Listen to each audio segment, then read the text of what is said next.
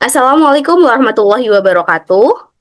Selamat pagi, siang, dan sore, Bu Santi. Kami dari kelompok 3. Pada week ini, kami akan menjelaskan materi dengan judul Aggregate Expenditure and Equilibrium Output.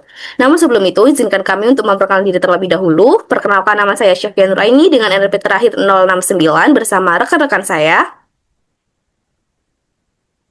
Saya Rena Bintang Setiadi, NRP belakang 049. Saya sama Fauzi Trisno dengan NRP 064. Saya Dewi Alifah Fajaria dengan NRP 099. Baik, saya akan menjelaskan terlebih dahulu mengenai the Keynesian Theory of Consumption. Nah, dalam bukunya The General Theory of Employment, Interest, and Money, Keynes itu menyatakan bahwa secara umum manusia cenderung meningkatkan konsumsi ketika pendapatan mereka meningkat. Tetapi, peningkatan konsumsi tersebut tidak sebesar peningkatan pendapatannya. Nah, hubungan antara konsumsi dan pendapatan disebut dengan fungsi konsumsi. Yang bisa dilihat pada gambar di bawah ini terdapat sebuah kurva di mana garis vertikal melambangkan konsumsi dan garis horizontalnya melambangkan pendapatan. Nah, pada gambar ini terlihat ada garis yang miring ke atas, yang artinya semakin besar pendapatan, maka semakin besar juga konsumsi. Jadi, kalau seseorang tuh punya uang yang lebih banyak, biasanya dia juga akan belanja yang lebih banyak. Namun, menurut Keynes, kenaikan konsumsi itu tidak sebesar kenaikan pendapatan. Jadi misalnya kalau pendapatan seseorang naik 100.000, konsumsinya tuh mungkin hanya naik kurang dari 100.000 dan sisanya biasanya akan ditabung. Nah, dalam gambar ini juga terlihat bahwa gambarkan sebagai garis lurus ya. Ya, di setiap kenaikan pendapatan itu akan selalu menambah konsumsi dengan jumlah yang sama. Tidak peduli seberapa besar pendapatan awalnya.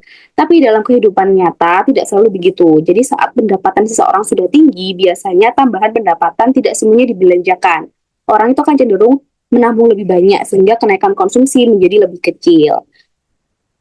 Nah, perlu diingat juga kalau contoh pada gambar yang ada di sini itu menunjukkan satu rumah tangga saja, sedangkan dalam makroekonomi pada semester kali ini yang dipelajari itu kan bukan hanya satu rumah tangga, tapi seluruh rumah tangga dalam perekonomian atau secara agregatnya. Maka dari itu, ini kita akan membahas fungsi konsumsi agregat. Nah, pada gambar yang ada di sini terlihat sebuah kurva lagi yang sama ya, bahwa yang garis vertikal ini konsumsi dan horizontal ini adalah pendapatan. Terlihat juga garis miring ke atas, positif. Nah, di mana di sini terlihat fungsi konsumsi agregat yang menggunakan persamaan yang ada di sini, yaitu C sama dengan A plus BY. Di mana C itu adalah konsumsi agregat, A ini adalah suatu konstanta di mana fungsi konsumsi memotong sumbu vertikal ya yang ada di sebelah sini, dan B ini adalah kemiringan atau slope dari garis yang warna biru, dan Q adalah output atau pendapatan agregat.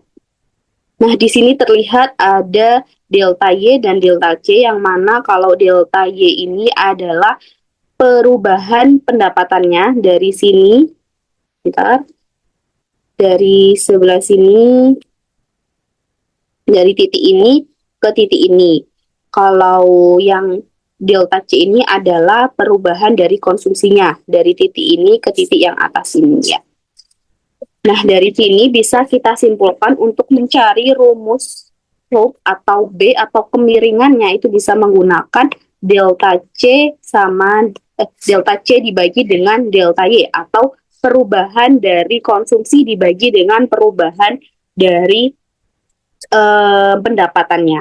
Nah, dari rumus yang ada di sini itu kita bisa merumuskan bahwa perubahan atau delta C, perubahan konsumsi, itu bisa dituliskan B dikali delta Y. Yang mana jika kita ingin mencari perubahan konsumsi sebesar apa, maka kita bisa mengalihkan B atau kemiringan dikali dengan perubahan dari pendapatannya. Oke, langsung saja mungkin ke contohnya. Jadi, kemiringan garis pada gambar di atas, ya, itu adalah 0,75. Artinya, B itu adalah 0,75. Nah, jika pendapatan itu meningkat sebesar $1.000 atau perubahan pendapatan delta Y-nya sama dengan 1000, maka konsumsi itu akan meningkat sebesar. Nah, di sini kita menggunakan rumus yang sudah saya tulis di atas ini ya, yaitu B dikali delta Y, yaitu 0,75 dikali 1000 yang menghasilkan delta C-nya adalah 750. Artinya, kenaikan pendapatan sebesar $1000 itu akan meningkatkan konsumsi sebesar $750. Nah, seperti itu cara mencari perubahan konsumsi ketika adanya perubahan pendapatan.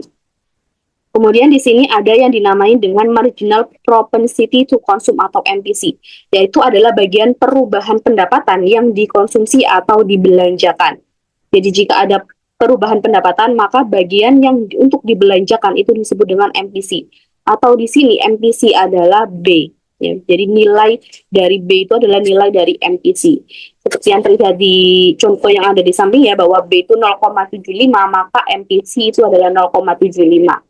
Yang artinya konsumsi akan berubah sebesar 0,75 untuk setiap kenaikan pendapatan sebesar $1.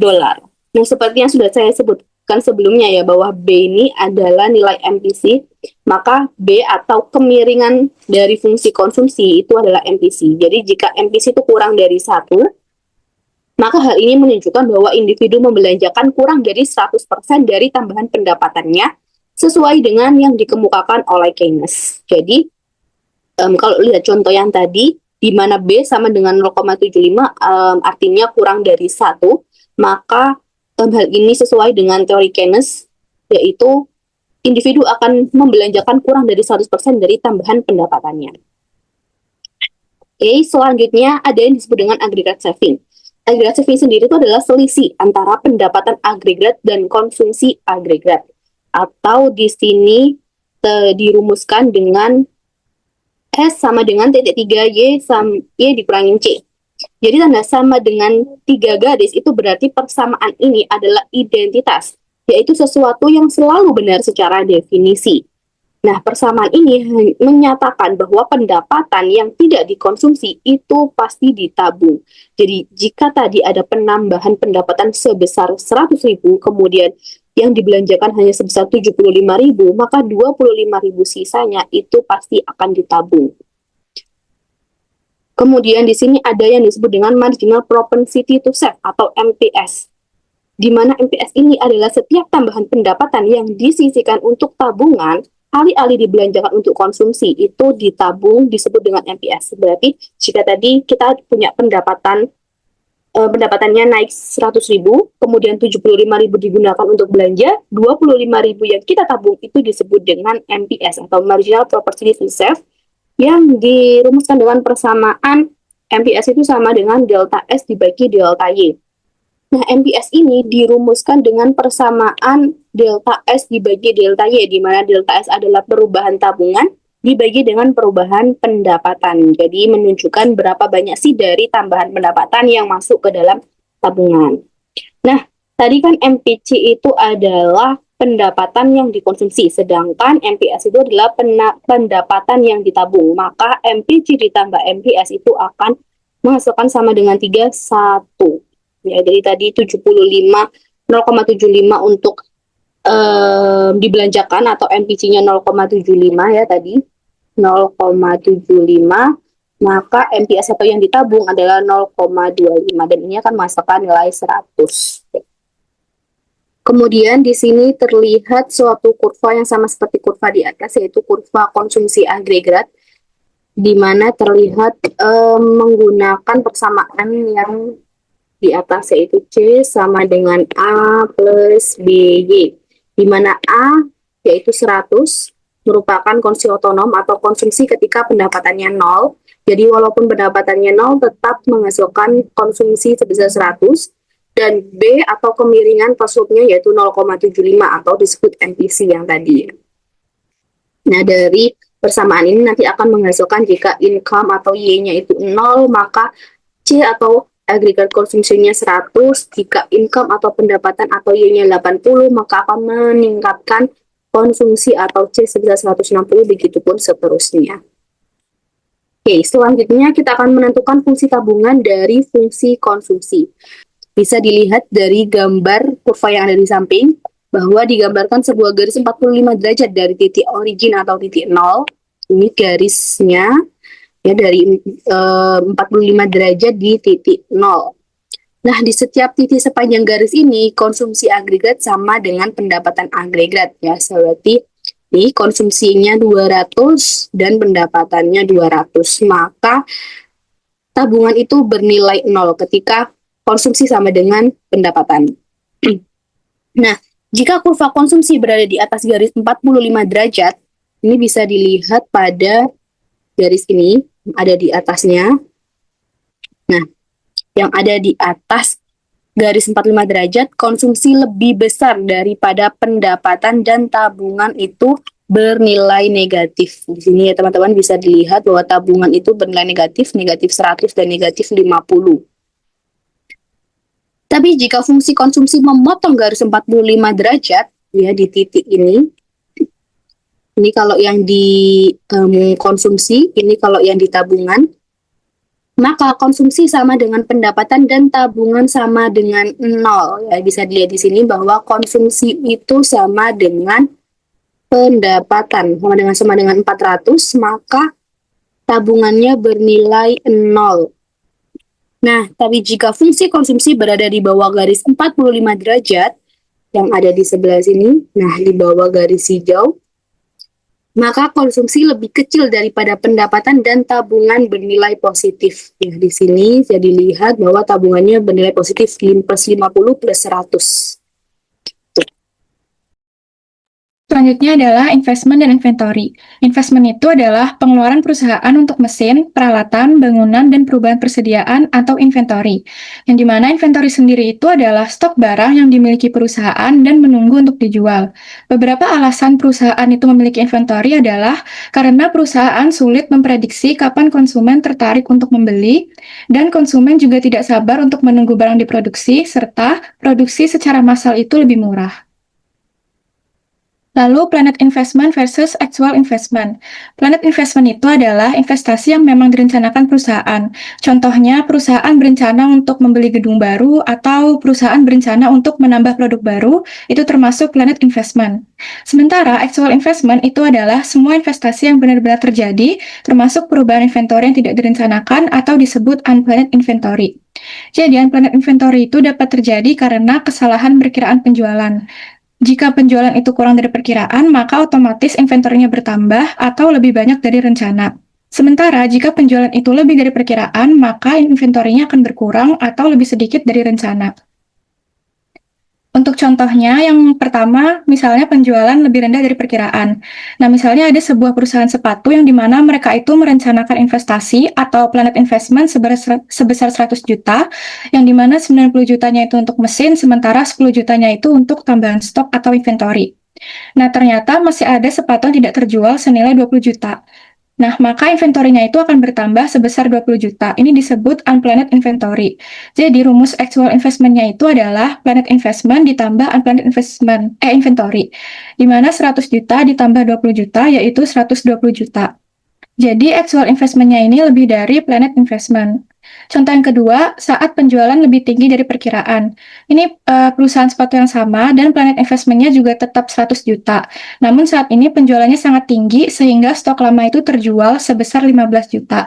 Maka inventorinya akan berkurang sebesar 15 juta. Ini termasuk inventory yang tidak direncanakan. Jadi actual investment-nya adalah 100 juta dikurang 15 juta, yaitu 85 juta. Maka actual investment-nya kurang dari planned investment. Nah, untuk hubungannya dengan equilibrium itu akan terjadi ketika planned investment sama dengan actual investment, karena tidak ada yang namanya unplanned inventory. Nah, jadi perbedaan antara planned dan actual investment ini berfungsi sebagai sinyal bagi perusahaan untuk menyesuaikan tingkat output sampai tercapai equilibrium. Baik, kemudian izin saya menjelaskan kembali sedikit tentang apa itu plan investment. Merupakan penambahan stok melalui inventaris yang memang direncanakan oleh perusahaan. Dan ini tuh cukup dengan investasi aktual yang mencakup perubahan inventaris yang tidak direncanakan yang sudah dijelaskan oleh Salma sebelumnya. Kemudian lanjut ke suku bunga. Suku bunga itu merupakan biaya pinjaman untuk mendanai proyek investasi seperti pembelian mesin atau pembangunan pabrik. Next. Nah, kemudian perannya di suku bunga. terdapat hubungan terbalik antara suku bunga dan tingkat investasi terencana. Kemudian ada biaya meminjam menjadi lebih mahal, akibatnya lebih sedikit proyek investasi yang dianggap menguntungkan sehingga pengeluaran investasi terencana akan berkurang. Yaitu dapat diungkapkan dengan teori ceteris paribus. Kemudian yang ketiga adalah saat suku bunga turun, biaya meminjam jadi lebih murah. Hal ini mendorong perusahaan untuk mengambil lebih banyak proyek investasi sehingga pengeluaran investasi terencana akan meningkat. Boleh next. Nah, hubungannya apa sih sama suku bunga itu? Nah, expected rate of return itu berhubungan sekali dengan suku bunga. Proyek hanya akan dijalankan jika tingkat pengembaliannya lebih tinggi daripada suku bunga pasar. Nah, dampaknya apa pada pemerintah agregat? Kenaikan tingkat harga biasanya memicu kenaikan suku bunga melalui kebijakan bank sentral atau the Fed yang kemudian menurunkan investasi terencana dan akhirnya menurunkan output agregat. Bisa dilihat pada grafik tersebut, pada saat biaya pinjam naik, perusahaan otomatis mengurangi investasi sehingga outputnya turun. Sehingga grafik AD0 bergeser ke kiri ke AD2. Nah, saat suku bunga turun, otomatis biaya pinjam lebih murah sehingga lebih banyak perusahaan yang ingin meningkatkan investasinya sehingga AD naik dan outputnya pasti naik. Nah, oh ya, saya lupa menjelaskan bahwa P itu adalah price dan I adalah output. Pokoknya intinya itu adalah jika suku bunga naik, investasi turun, AD-nya otomatis turun, outputnya juga akan ikut turun atau bergeser ke kiri. Kemudian jika suku bunganya turun, investasinya akan naik, AD-nya naik dan outputnya otomatis naik atau bergeser ke kanan atau yang bisa kita lihat bergeser dari AD0 ke AD1. Oke, di sini kita akan membahas keseimbangan output atau equilibrium output. Secara konsep, keseimbangan output itu adalah kondisi di mana jumlah barang dan jasa yang diproduksi sama dengan total pengeluaran yang direncanakan oleh seluruh pelaku ekonomi. Jadi intinya itu apa yang diproduksi sama dengan apa yang dibelanjakan. Nah, kalau kondisi ini sudah tercapai, berarti perekonomian itu sudah stabil karena tidak ada kelebihan atau kekurangan permintaan. Nah, untuk keseimbangan output sendiri itu terdapat beberapa komponennya. Yang pertama itu konsumsi atau C. Ini adalah pengeluaran rumah tangga untuk barang dan jasa. Yang kedua ada investasi terencana atau I, yaitu pengeluaran perusahaan untuk modal, inventaris, dan juga bangunan. Dan ada juga pengeluaran pemerintah atau belanja pemerintah, yaitu pembelian barang dan jasa oleh pemerintah. Selanjutnya ada ekspor bersih, yaitu selisih antara ekspor, yaitu X, dan impor M. Nah, dalam keseimbangan, jumlah pengeluaran itu harus sama dengan jumlah pendapatan nasional yang dihasilkan, yaitu AE sama dengan Y. Next.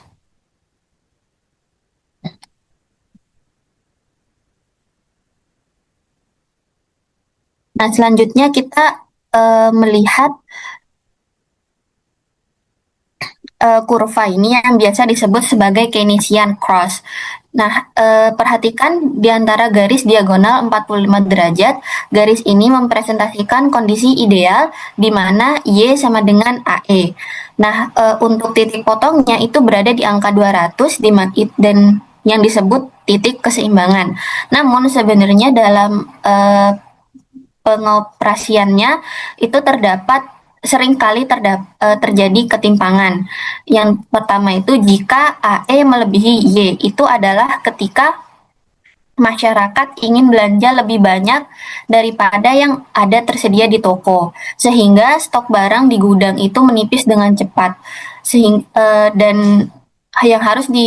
perusahaan itu melihat peluang itu dan akan meningkatkan produksi, sehingga output yang dihasilkan itu bisa naik menuju titik keseimbangan. Sebaliknya, jika AE itu kurang dari Y, yaitu ketika produksi terlalu banyak tapi pembelinya sepi, akan terjadi penumpukan stok atau unplanned inventory.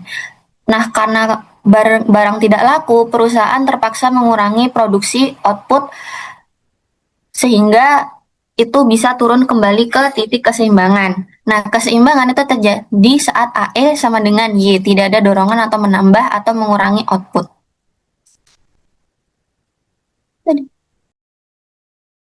Selanjutnya ada inflasi kebijakan, yaitu peran pemerintah dan bank sentral, di mana kebijakan fiskal seperti belanja pemerintah dan pajak, dan moneter, yaitu suku bunga, itu mempengaruhi AE. Selanjutnya ada multiplier efek di mana perubahan kecil dalam investasi atau belanja pemerintah itu memengaruhi perubahan lebih besar pada output keseimbangan.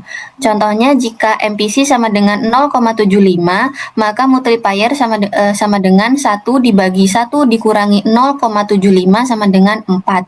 Sehingga tambahan investasi 100 miliar itu menjadikan output naik 400 miliar. Nah, kesimpulannya itu adalah equilibrium output adalah titik kunci untuk stabilitas ekonomi. Nah, cukup sekian presentasi yang dapat kami sampaikan. Kurang lebihnya kami mohon maaf apabila ada kesalahan kata yang tidak kami sengaja. Terima kasih. Wassalamualaikum warahmatullahi wabarakatuh.